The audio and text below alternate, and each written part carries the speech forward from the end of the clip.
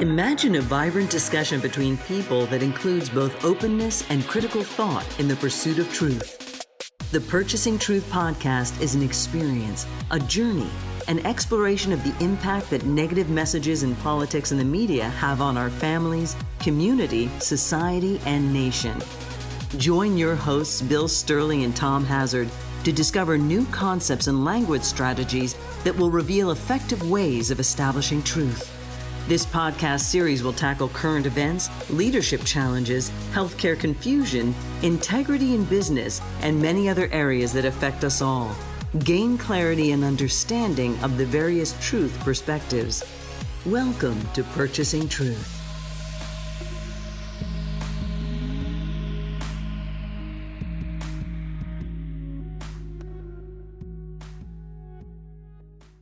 Hey everybody, welcome back to Purchasing Truth. I'm Tom Hazard, along with your host, Bill Stierle. And Bill, boy, there's a lot of complex things going on in the world since our last episode. And just want to sort of set the table here. The Trump administration, I guess you'd have to say, well, killed is quite simply the way to put it. An Iranian General Qasem Soleimani. And by all reports, he was a very high-level figure in the Iranian government. Some have said analogous to the U.S. Secretary of Defense, or certainly a very high-level person there. And the United States launched an attack specifically to target and kill this person. And the interesting thing that I'm seeing in terms of language and communication, and this is very complex on an international scale, is how this is being justified or how it is being talked about. And it seems like quite a mess, complicated situation, that language and communication are being used in different ways to either justify or to condemn. Yes. And I think this is a great thing for us to talk about today. It is. When we take a look at truth, and, this show is all about communication. How do we communicate things, and how do we think about things in more compassionate and empathetic ways, even when somebody is doing or has a role that is responsible for the death of others in other countries. We still need to approach it with the mindset of this person is doing things outside of what we might consider justice, what they might consider as justice. So it's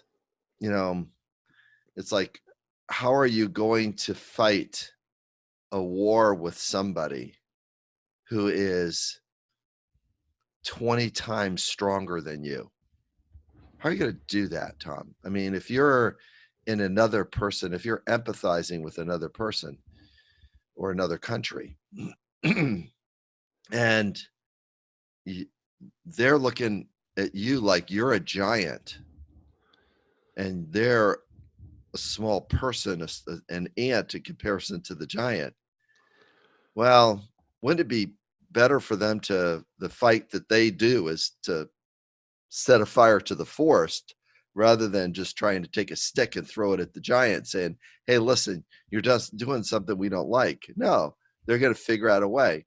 And that is the mindset of a terrorist, is that they, as a person that sits in the terrorist mindset, is going like, we don't have the power to take this injustice on straight. There's no legal recourse for us. There's no way to express and deal with justice because we have no way to fight against this big force unless, we do it in these small ways. And that's what a terrorist is doing something in a small way to express themselves because their experience that this giant that we're living under is not benevolent. It's eating us. It's eating our resources. So when we look at purchasing truth, we think about, how does this play with agreements? How does this play with beliefs? How does this play with the laws? Because, Tom, you may notice that we could justify any kind of bad behavior no matter what, right? Sure, you can justify it. Yeah, you can attempt to justify it, certainly. Right. So this one's a very, very difficult discussion, but that's what we take on here at this show, is the difficult discussion, not to pick a side, but to create perspective and adjust our perception so we could say, what's a better way to approach this? If you don't want somebody to kill you or to do terrorist things, you better get in touch with the good reasons why they're doing it, not just call them bad. Well, that's the thing that's very clear right now, is the current administration and the United States is labeling this Iranian general as a terrorist. They keep calling him a terrorist, and he may be, but let's just look at the labeling for a moment. Is that he's being called a terrorist, a bad person, by the U.S. And of course, one country's terrorist is another country's patriot, right? Right. It's all depends on your perspective. Yeah. But it's very interesting that in the United States, within our borders, if there was a really bad person, and you and I were talking earlier, and you mentioned, like, hey, a leader of the KKK or something. Well, that's a bad person. Why can't we just kill them and eliminate that problem? Well, we've got laws here in the United States, right? That's right. That prevent that, but those laws don't stretch beyond our border. They don't. And because of that, it looks like it's easier, to kill somebody else in another country, because they don't have any laws, or we're not paying attention to their laws. We're not holding ourselves to the higher line of integrity by saying, this country has a law here, we can't swoop in and kill this person. So when Ronald Reagan was calling the people in Nicaragua the freedom fighters, he called them freedom fighters.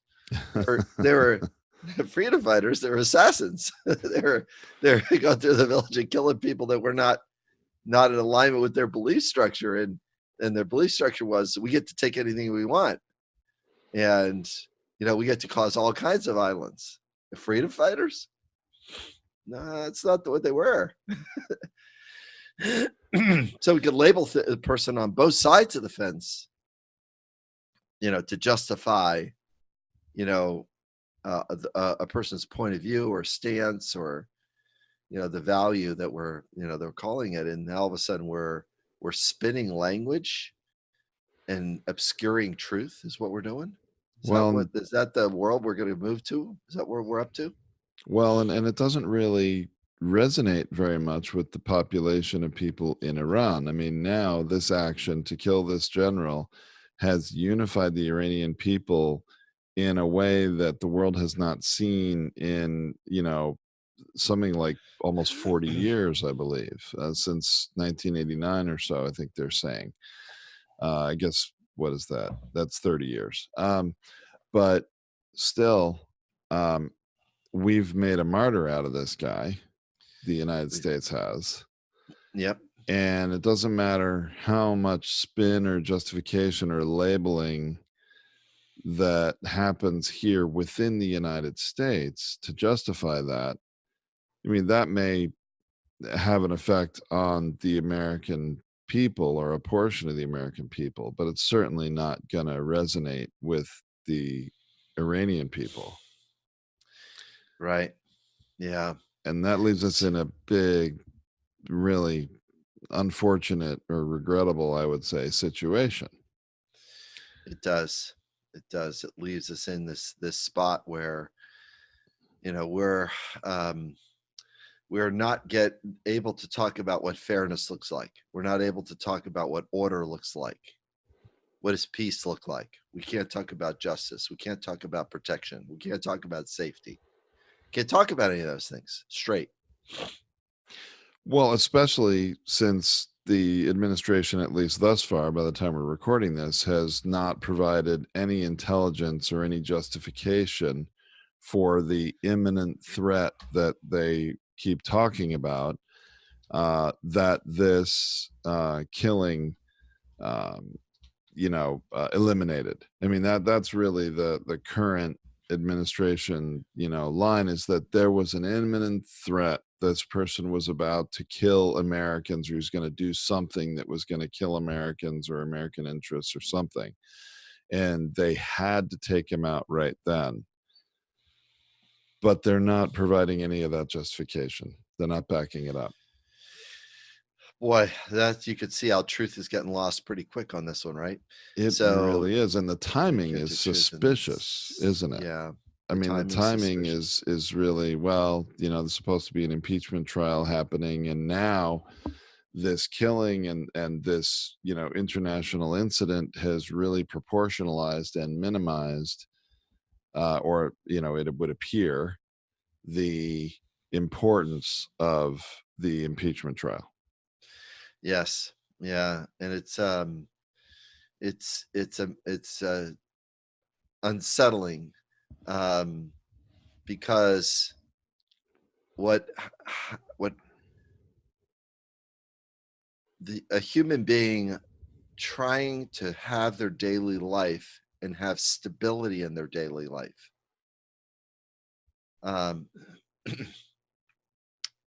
is many times gives over the higher level decision making to these elected officials. And if the elected official doesn't have a stable version of truth, then what happens is they can spin it in any way they would like, and then deny any way they don't want you to think. And the person has limited time to think about the thing. Their emotions are so wrapped up in their daily life. They're so wrapped up in trying to keep food on their table, to be able to afford their house and their car and all these different things. There's no time, to stay centered on what a bigger political issue is, because the smaller the thing that is so essential to them, food and shelter and transportation and their work and their kids and all those things, are keeping them so occupied they don't have enough bandwidth to think about that bigger thing. You and I are talking today about like a big issue about truth, and our small influence is talking about it honestly, to say, wait a minute, you can't have your cake and eat it too. You can't call somebody on justice when you're not doing justice. You can't say that you're standing for peace, but it's your version of peace, without considering the other person's version of peace. To a terrorist, their version of justice is, I've got to be heard somehow that justice is not taking place with these people here in this place, in our country or whatever. These people are here to take our oil. These people are here to, yeah, they are. So, well, that's a great point, hard. Bill. That's a great point, that they are trying to be heard. Right. And, that's one of their major needs, is they're trying to be heard, and they're maybe they feel they're being disrespected. They're not being heard. And, when you think about it, I don't know, if you ever had a cat, Bill? I have. And if you ever seen that cat be backed into a corner that it doesn't want to be in?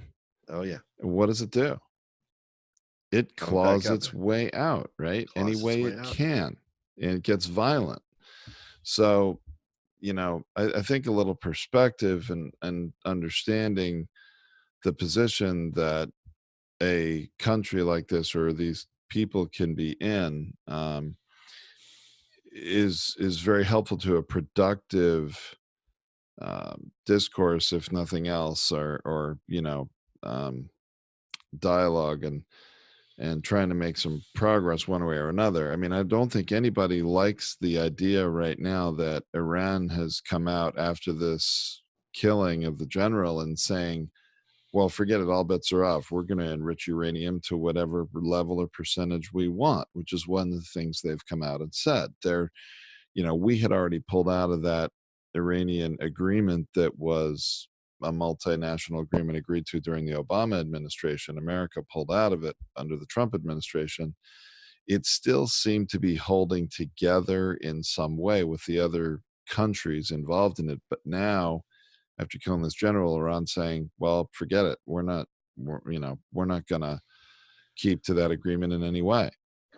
Well, because the need for protection is the new motive that we allowed. The need for protection is like, you are a law-breaking nation by killing one of our leaders. You're a law-breaking nation. You're the rogue nation. And the answer is, yeah, you're kind of right. We're kind of being a rogue nation right now. Or we're certainly taking action that's outside of our domestic laws, right? Yeah, it's and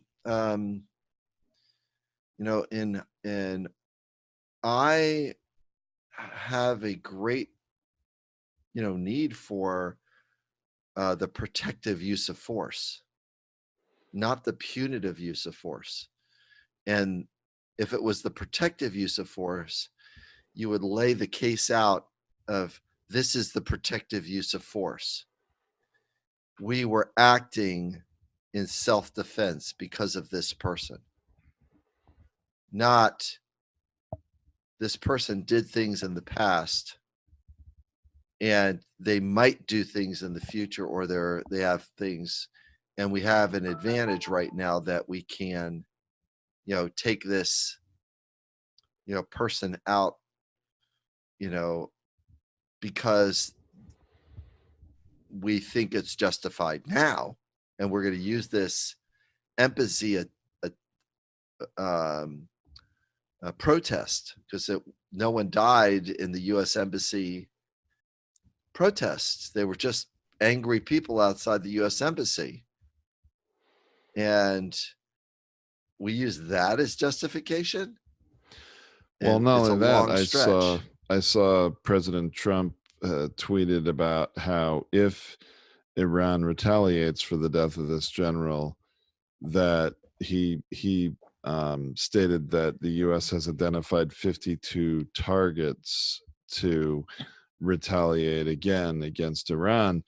And the reasoning for 52 goes all the way back to the 1979 hostage crisis, that they had taken 52 American hostages. So now we're clawing back into history with justification saying, hey, we had 52 people you held for, I forget how many days, wasn't it like 500 or something plus days? And now we're going to use that as justification. So keep going back into history.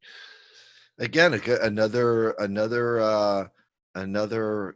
good example of, we're not very big or strong like you are, but we can be heard and we can get our form of justice by holding these hostages, because we need to be heard and get respect and get protection. And we as a people are going to do things to protect ourselves. Yeah. Yeah, it's very Very, very interesting. challenging. So, isn't it, something you said a moment ago made me think there's a certain irony in the idea that, if you go back to, do you remember back in the Iraq War when Colin Powell went before the United Nations and showed images of these, what were supposedly mobile bioweapon labs, trying to show evidence of weapons of mass destruction. Now, Right.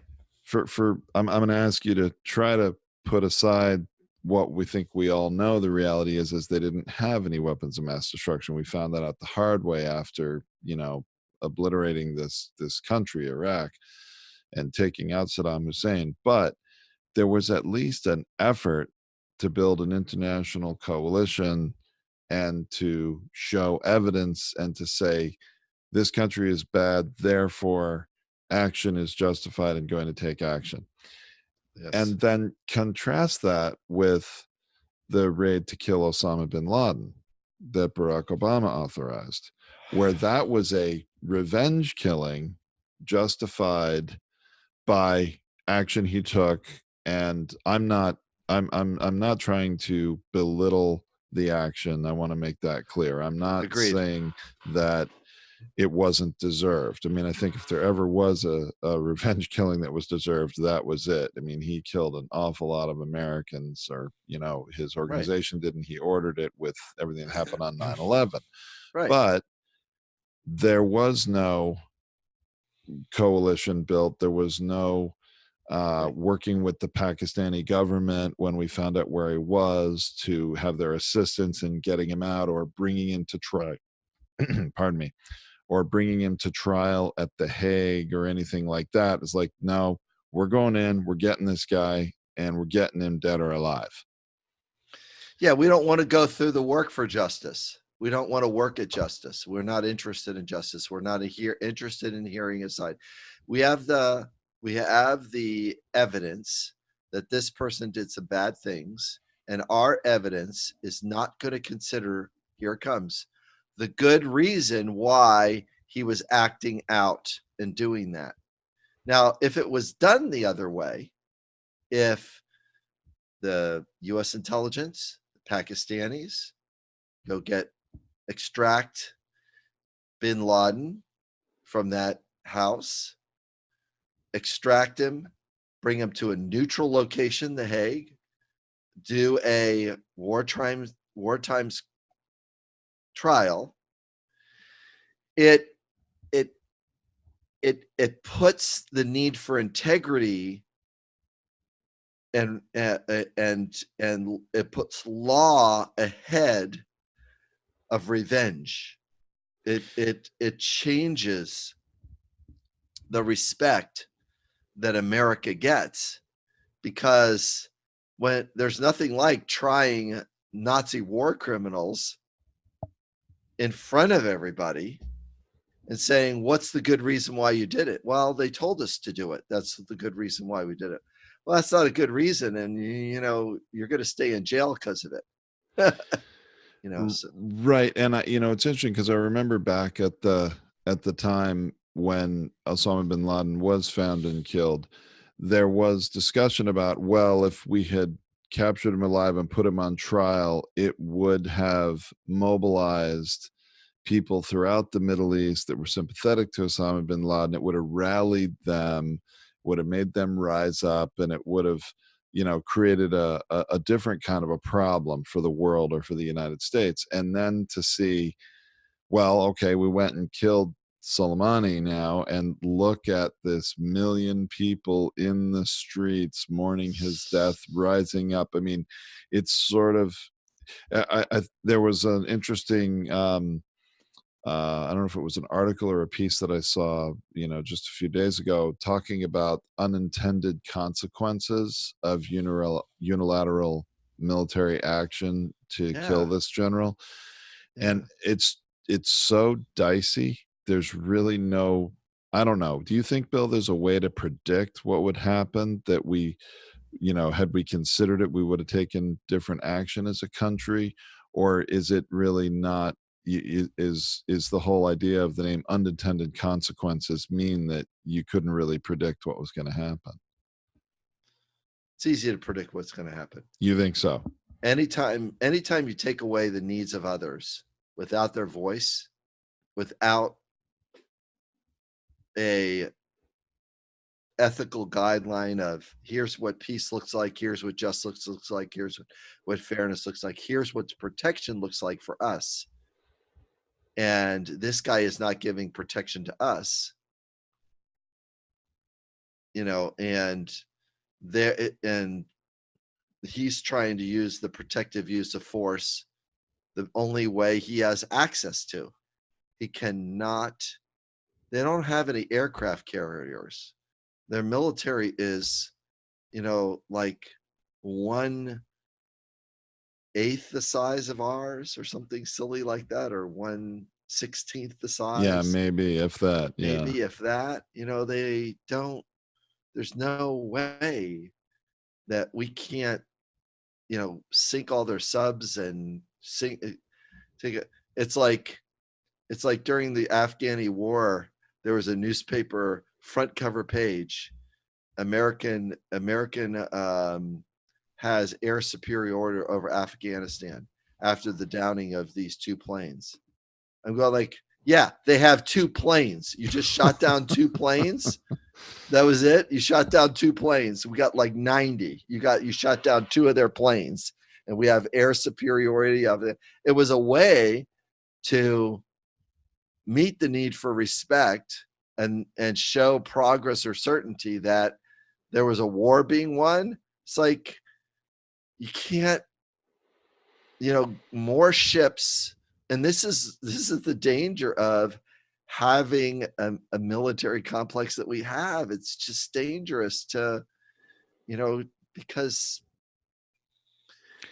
the small fighting, the small fighting will always take place, and there's always going to be these lash outs, and you can't make enough bullets, tanks, planes, aircraft carriers. You can't make enough of them to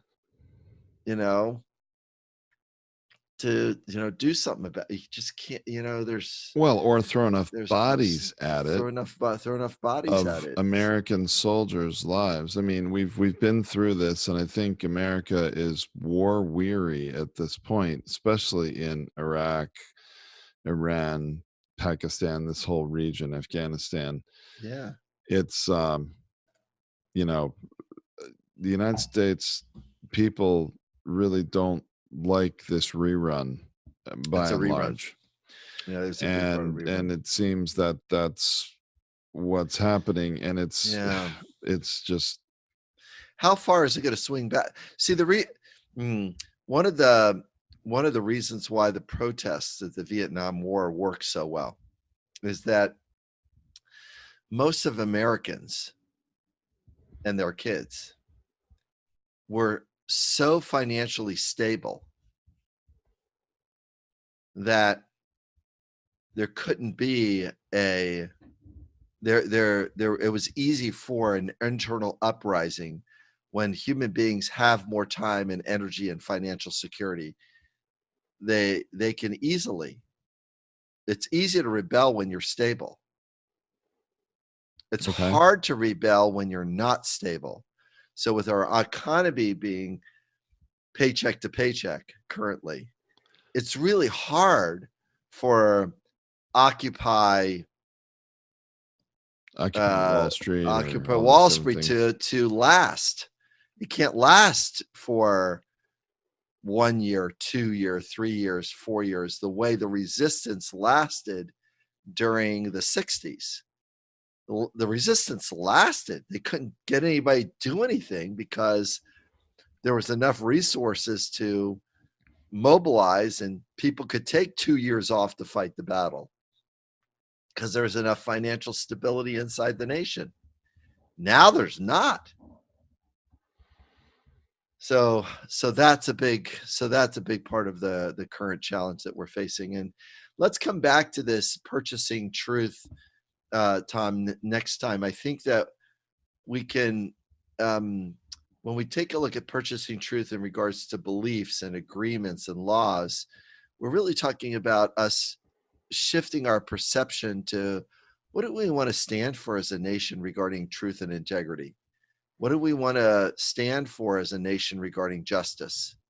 And how are we going to handle this both nationally inside our borders, which we have all kinds of problems with, and internationally?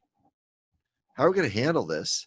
Because a conservative viewpoint on this is not even helpful, because and a liberal viewpoint around this has some inclusiveness, but also has some challenges, because there still has to be a line where this is the complexity of this legal issue. This is the complexity of justice. What do you do when somebody makes a decision and it kills 12 people? Do you treat them the same as somebody that has a gun and kills 12 people? Well, I mean, that would put a lot of people, a lot of people in Flint, Michigan in jail if, they change the water source and it kills 12 people.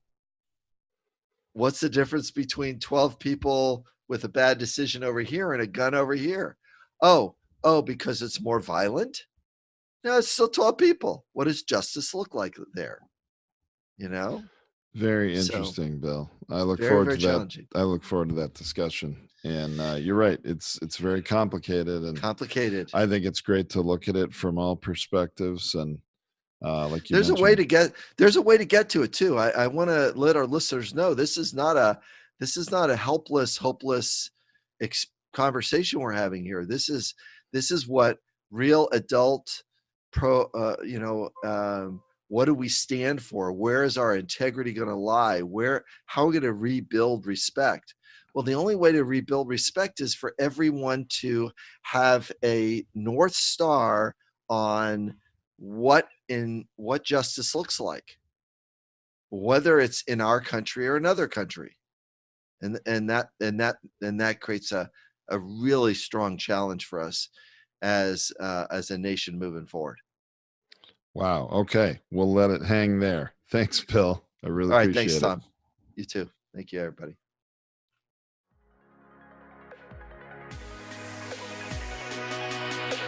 Thank you for listening to this Purchasing Truth podcast. We trust that you have enjoyed this engaging and thought-provoking conversation. Our hope is that you've received value, found clarity, and broadened your truth perspective in this episode. If you did, leave us a review or visit our website, purchasingtruth.com. Join us again for another informative and content-rich discussion here at the Purchasing Truth podcast. Don't just accept whatever information comes your way. Join the discussion. Discover your own voice. Purchase your own truth.